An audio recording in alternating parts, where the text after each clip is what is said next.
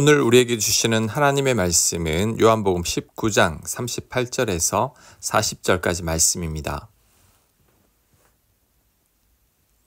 38절 아리마대 사람 요셉은 예수의 제자이나 유대인이 두려워 그것을 숨기더니 이 일 후에 빌라도에게 예수의 시체를 가져가기를 구하매 빌라도가 허락하는지라.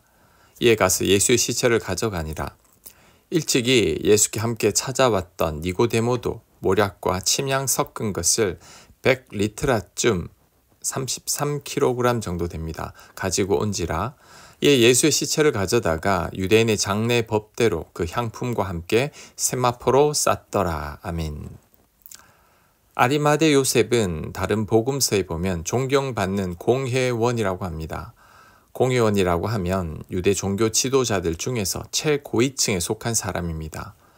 그런데 예수님의 시체를 달라고 했습니다. 예수님의 장례를 치르기 위함인 거죠.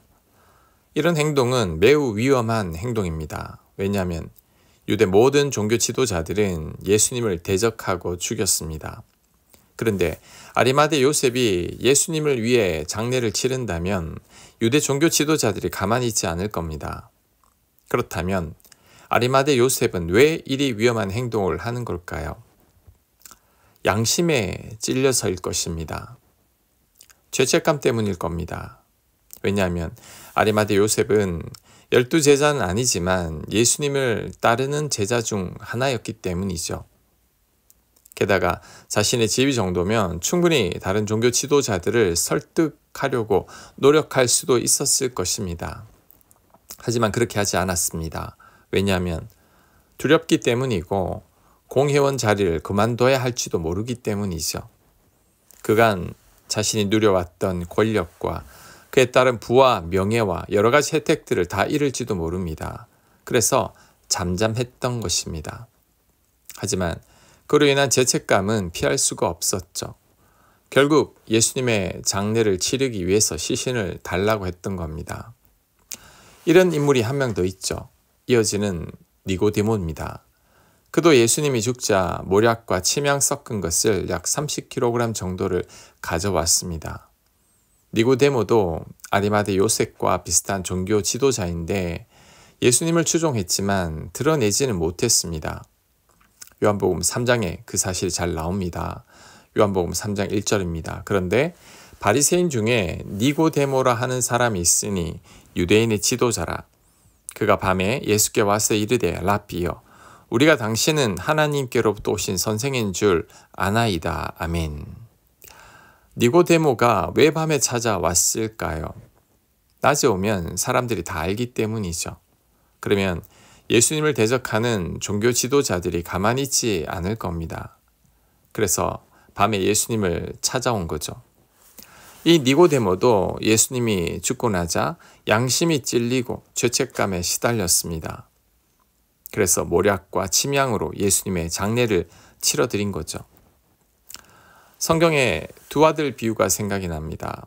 한 아들은 아버지가 시킨 일에 네라고 대답은 했지만 행하지 않았습니다. 두 번째 아들은 싫다고 했지만 나중에 돌이켜 행했습니다. 누가 아버지의 뜻대로 한 아들인가요? 행한 아들입니다. 말만 하는 자가 아니라 행하는 자가 아버지 뜻대로 사는 아들이죠. 예수님의 12제자들은 다 예수님을 떠났습니다. 하지만 아리마대 요셉과 니고데모는 마지막 순간에 예수님 곁을 지켰습니다. 누가 진짜 제자일까요?